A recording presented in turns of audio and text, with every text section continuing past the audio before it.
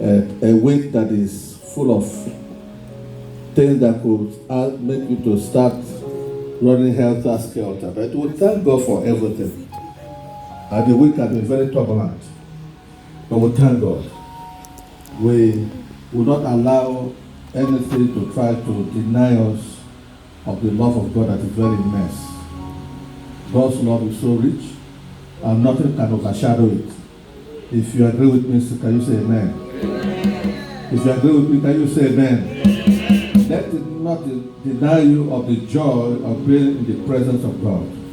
That is the greatest gift we will receive, that we are in His presence. Brethren, I will want to share with us briefly because the time runs so fast, in what we tag life is a warfare. Life is a warfare. Life, most times when you look at the way you and I handle things, you find out that we have a kind of laissez-faire attitude to certain things. And it tends to tell us the way we really understand that we're in a battle. Most times we don't know we are in a battle. And the battle is raging on. Raging on. You may be happy this morning, the next time you are annoyed. You may be rejoicing this morning, the next morning you find something that will drain that joy. Hallelujah. Can I have a witness? So that confirms to you and me. In fact, when the Lord gave me this message early in the week, I didn't know what the week would be like. But as the week tarried, I found out that it corroborates what the Lord ministered to me, that life is a warfare. And because life is a warfare, you and I have got to be very careful and be strategic like a military man. A well-trained military man does not take anything for granted. Any move or any sound he considers very important. He is able to see, he is able to analyze anything that is done in order not to be taken unawares, because the best way to get somebody is to take what unaware. Hallelujah. And God does not want us to be there. So this message is very short, but it tends to reawaken us, to call us to order and to remind you that, or to give a warning that if you do not know that life is a warfare. Can you say with me, life is a warfare? Let me read briefly. I know our deacon read the lesson from the Bible version. I picked my message. It's Dual Realms Bible, and it says, the life of a man, verse 1 says, the life of a man upon earth is a warfare, and his days are like the days of a hireling. A hireling. As a servant longeth for the shade, as the hireling looketh for the end of his work, so I also have had empty months, and have numbered to myself worrisome nights. I've numbered to myself worrisome nights. This is a story of someone who knows that, who has been under a warfare, and is telling you that because life is a warfare, he has been like one who has night, worrisome night. Hallelujah. Verse 4 says, if I lie down to sleep, I shall say, when shall I arise? When shall I arise? If I lie down to sleep, you are saying, when shall I arise? There's an uncertainty. And he said again, I shall look for the evening, and I shall be filled with sorrow, even till darkness. Life is a warfare. He said, my flesh is clothed with rottenness and the feet of dust. My skin is withered and drawn together. My days have passed more swiftly than the well is caught by the wafer, and I consume without any hope. Life is a warfare. Remember that my life is but wind, and my eyes shall not return to see Goshen, nor shall the sight of man behold me. Thy eyes are upon me, and I shall be no more. As a cloud is consumed and passeth away, so he that shall go down to hell shall not come up, nor shall he return any more in this house, neither shall his place know him any more. Wherefore, I will not spare my mouth. So he's encouraged, he said, I will not spare my mouth. Because life is a warfare, I will not spare my mouth. I will speak the affliction of my spirit. That is, I will declare, I will say a word, I will speak, I will rise up in prayer. I rise up in consciousness of the fact that life is a warfare. So I will speak. My mouth will not be closed. I'll be active because I know that life is a warfare. Life is not just, nothing comes easy. Hallelujah. Nothing comes easy. One thing I want to also know is that whether you eat or you do not eat, whether you sleep or you do not sleep, whether you stand or do not stand, the enemy must have something against you. Hallelujah. The enemy will have something. There must be a battle that will rage. And he said, and I a sea and a well that thou hast enclosed me in prison. So if I say my bed shall comfort me, I shall be really speaking with myself on my couch, that will frighten me with dreams and terrify me with vision, so that my soul rather chooseth hanging, and my bones death. I have done with hope. I shall not live no longer. Spare me, for my days are nothing. What is a man that thou should magnify him? Or why dost thou set thy heart upon him, that visited him early in the morning, and that proved him suddenly? Because life is a warfare, God's attention is on you. Can I hear amen? Because life is a warfare. It's just like a child, a father, a parent who understands that he has a child that is gravely challenged. And because you know that that child is under attack, your attention is always on that child. You are looking at, the Bible says, because God sees that life is a warfare, God is much interested in everything concerning the man. That's why he said, why do you get more interested in the life or the affair of a man? He said, let me say, what is a man that thou should magnify? What is a man? God. From the time you declare and met Jesus Christ and came to the knowledge of Christ, a battle starts. The battle what? Began. You became susceptible to every attack from left and right. Because why? The enemy, the devil, does not want you and me to enjoy the gift of God's presence.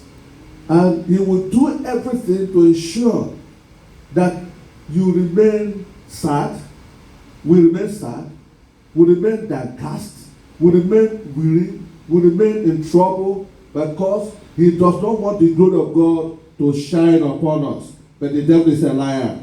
I want you to tell the devil is a liar. The devil is what? A liar. You have to realize this. And when you realize this, what did this verse say? He said, you should speak out. You should make haste. You should not let anything draw you back. Hebrews chapter 10 verse 25 said, you should not forsake the fellowship of God. Because that is a covering that you and I will have over the rampaging enemy. The enemy is not asleep. Am I having a witness?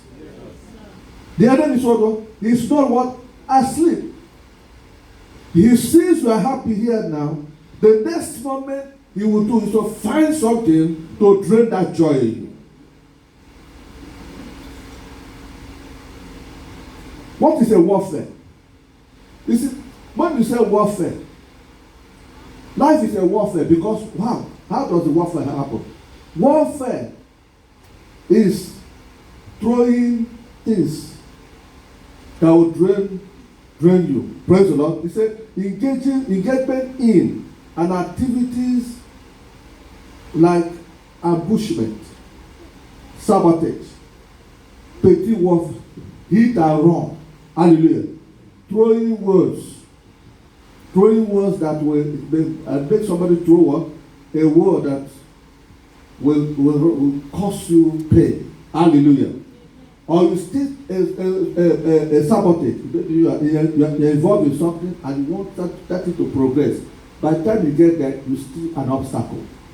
And when that obstacle comes, what happens? Your joy is drained. These are the guerrilla tactics that the enemy uses in order to ensure that what God has ordained for you does not what? Come. Remember last Sunday, there was joy everywhere. Hallelujah. Was there joy everywhere? Yes, sir. Was there joy everywhere? Yes, sir. But I can read your heart now. Is there joy in your heart today? Yes. Huh? Yes. There's joy? There's joy. There's joy. That joy shall remain. Hallelujah. That joy shall what? Remain. But you have to speak it out. This verse said that even though there are attacks, I'm in a warfare, but I'll call my mouth will do what? My mouth will speak it out. You got to what? Speak it out. Because the enemy tried to gag us, try to close our mouth, because he knows that when you speak, you create something. You know, Christians come from speaking. When you speak a word, the word goes and bear what? Fruit. And something is what? Created. Something is created. Know that life is a warfare. A warfare is, look at that verse. I said, well, life is a warfare, and we are like a hireling. Hireling is a servant that is brought down. It's a derogatory word.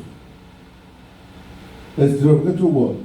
So the devil like to make us look like servants, look like those who don't have bones, those who are what we call imbecile, who cannot act or work. So you got to know that that is not what you are. Hallelujah. Amen. That is not what you are. Tell your neighbor, that is not what you. Psalm verse 9, chapter 9, verse 9. I want to tell you why you should say so. Why you should say so. And Jehovah will be a refuge to the what? To the oppressed. Give me King James version of it. The Lord is your strength. You know, when you're in a battle and you know that you're in a battle, every day you are in a what? A battle. You should be conscious of the fact that you are in a battle. But what will give you the strength to know that victory is for you? If you have the confidence that something is behind you. The Bible says the Lord is also my what? Refuge.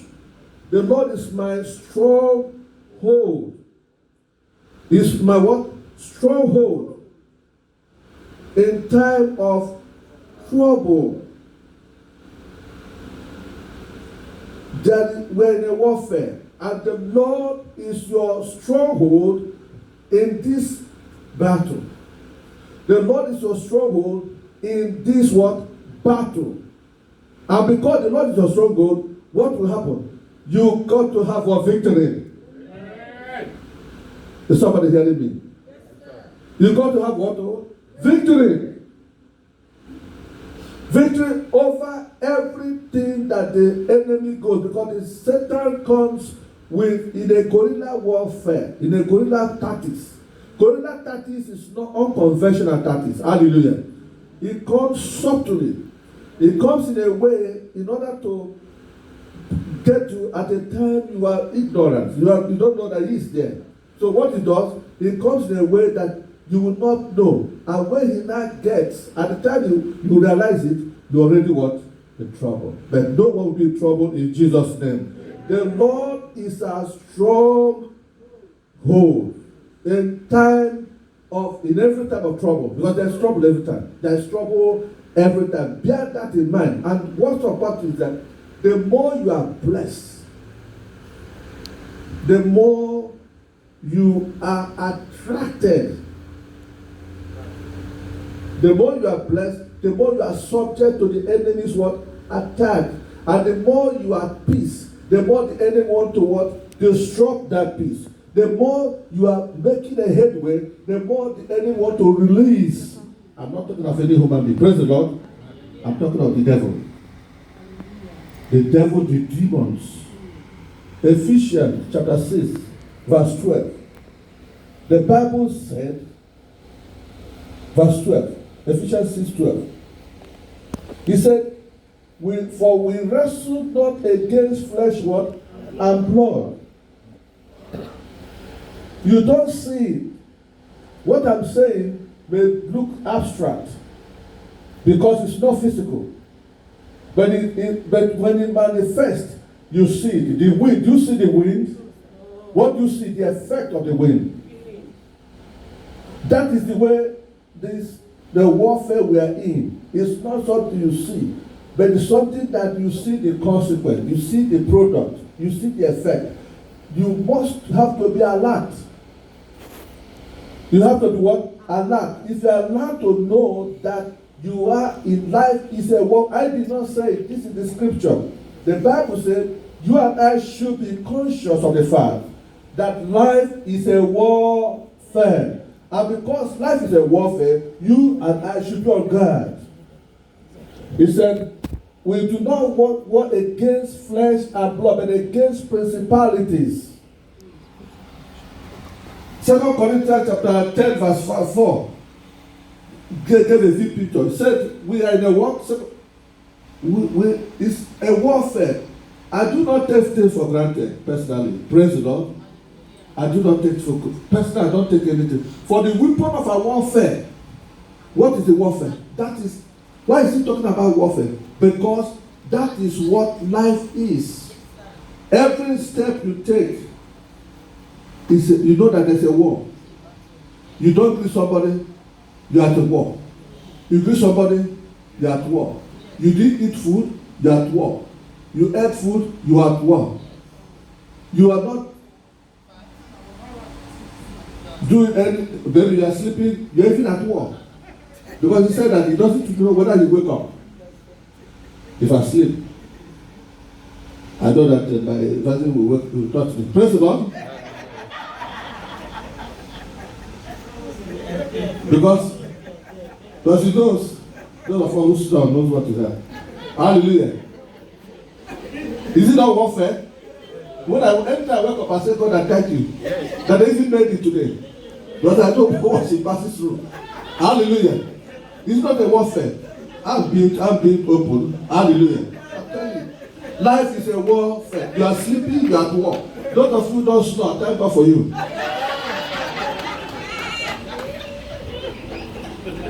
Is that not true? Yeah. Because at times when we sleep and snore, they are afraid when we wake up. We are going to wake up, man. I said, don't worry, we are going to wake up. Hallelujah. Because he carries a heart attack and wake up. Hallelujah. Because I realized that we're in a warfare. And anything I do, I know I'm mindful that there's a war. And because you know you are at war, you got to be on guard. Is that not true? You got to be what? On guard. You are going for an interview. You are just casually going for an interview. The table will be prepared for you now. You got to know you are at war. Somebody may be better than you. Somebody will be what? If you do not want, prepare. If you don't put yourself in a position that will conspicuously place you at an advantage over the person, are you going to get it? When you come back, you say the prayer they pray did not work. Did you play your role? Praise the Lord. Did you play your role? If you require going for interview, eat well, dress well, get there on time, be courteous, be friendly. Then if you didn't get the job, you know that God does not want you to get a job.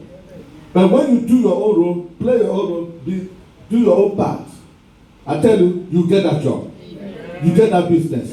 You get that healing. You get that deliverance. Because God will honor your step. For your sake and my sake, the Bible says Jesus went to the cross and obtained what? Victory. He obtained victory for us. So life is a warfare. But I will succeed. Amen. I will what?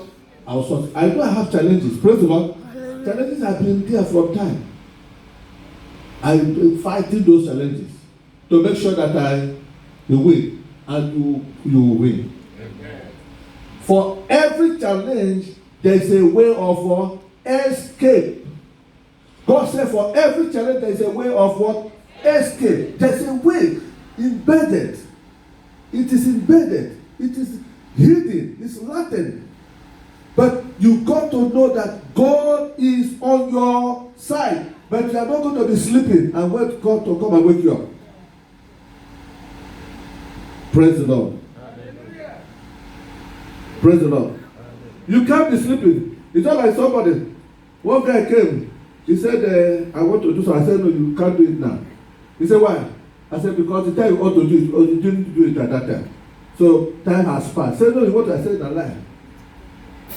Because there is time for everything. Every time you ought to do something and you didn't do it, and you want to procrastinate and do it another time, you have lost esteem. You have lost energy. You will not get it right.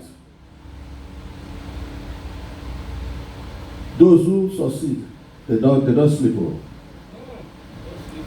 Those who succeed, they don't sleep. Those who succeed, they don't sleep. Their brain is active, they are sourcing, they are checking, they are putting this one together. But and that is what God is. The Bible said God worked for 7 days. He worked for what? 7 days consistently. Monday he was at work. Tuesday he was at work. Wednesday he was at work. He was working and working. He never rested because he's a God of perfection. He wanted to get what? Perfection. And at the end, the Bible made it clear. God was it. Brethren, God, the life is a battlefield. In Matthew chapter 12, verse 29.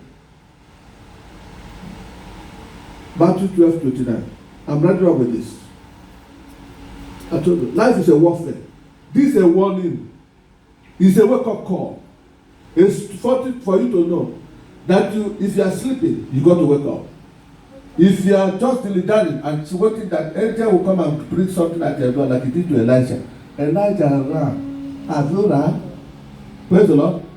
You know how Elijah ran. Elder. Before Elijah got to that place he was sitting, did he not run? Do you know how many? I don't know how many miles. He was running for his dear life. Did you run? You didn't run. I want angel to bring food to you. It may not be that way. Matthew chapter 12, verse he said, or else how can one enter a strong man's house and spoil his goods, except he first bind him. You first bind. You got to bind the strong man. And for you to bind the strong man, go and ask Jephthah what Jephthah did. Jephthah, the Bible said when his people drove him out, Jephthah went and registered in a Mosul building house. Did you not read it? Jephthah went and registered in a Mosul building. Praise the Lord. Because God was preparing him to show them that before you enter a strong man's house, you must be stronger than the strong man. You must what? Be stronger than the strong man, because the strong man is not taking anything for granted. He's not sleeping. He knows his strategy. But God said, you and I will be wiser than serpents. You should have an advantage. If you want to defeat somebody, you must have an advantage.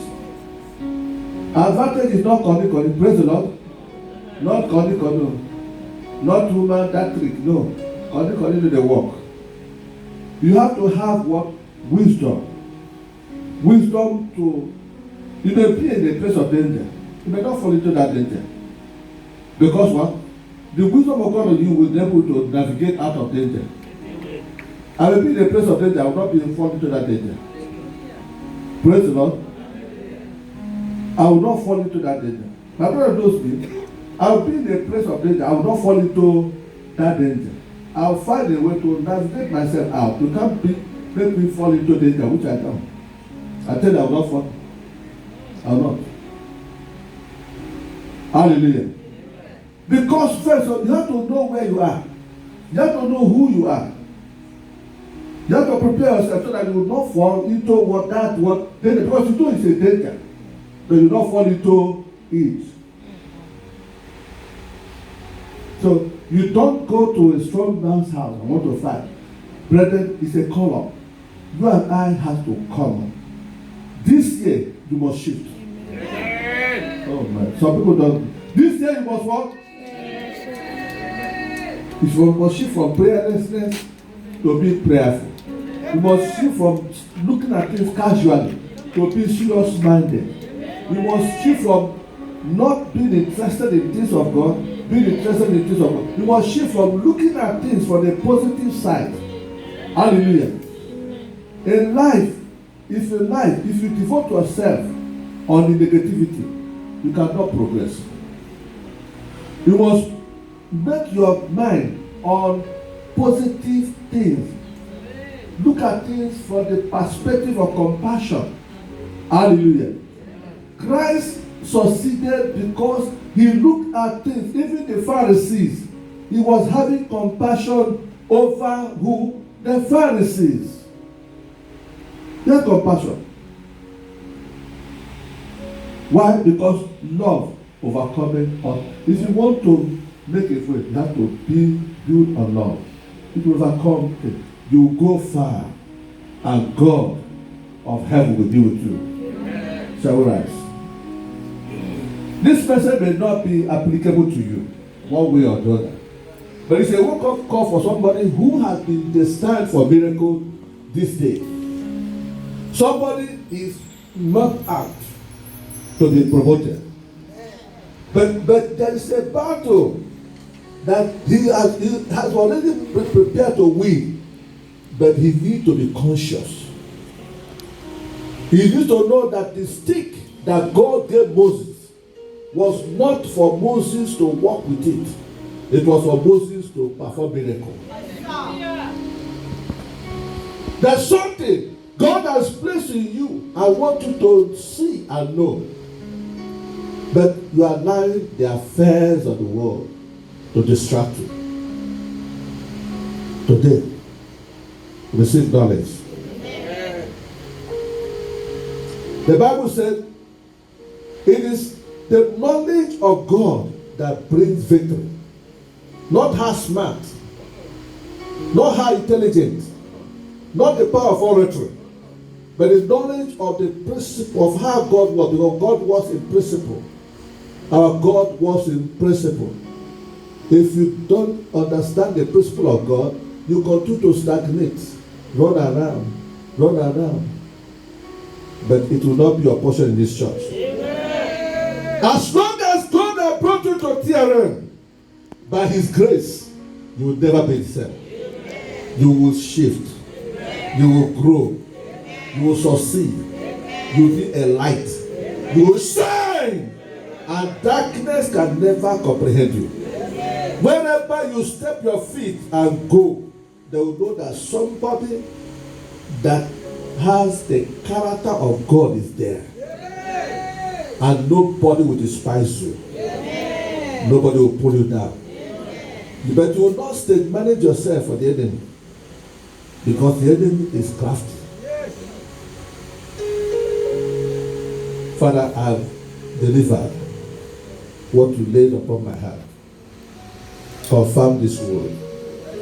Even as we pass through this week with all the news we're hearing, oh Lord, we know that life is a warfare. But the assurance we're having from your word this morning is that we should speak out. And we will speak out. You will be there. And we will win. Because Jesus has already won for us. Thank you, Almighty God. Please lift up your hand. Say, I must win. In this warfare. I'm empowered to win. Nothing will bring me down. Because the Lord is my stronghold. He's my chef, my refuge. In time of trouble, I will not stutter. I will not fail. I will not be faulted. Victory is my portion. This week, God will position you for greatness. Irrespective of the noise or the news here and there, your own case is different. You have been placed as a candidate for the next elevation. You are the next one. Father will thank you. Jesus will thank you for the victory you obtained for us through your death and resurrection, and the power of knowing you and knowing that power that saved you and brought you to life. Thank you, Almighty God. I have made myself available that you bless us this morning. Thank you, everlasting Father. In Jesus' mighty name we pray.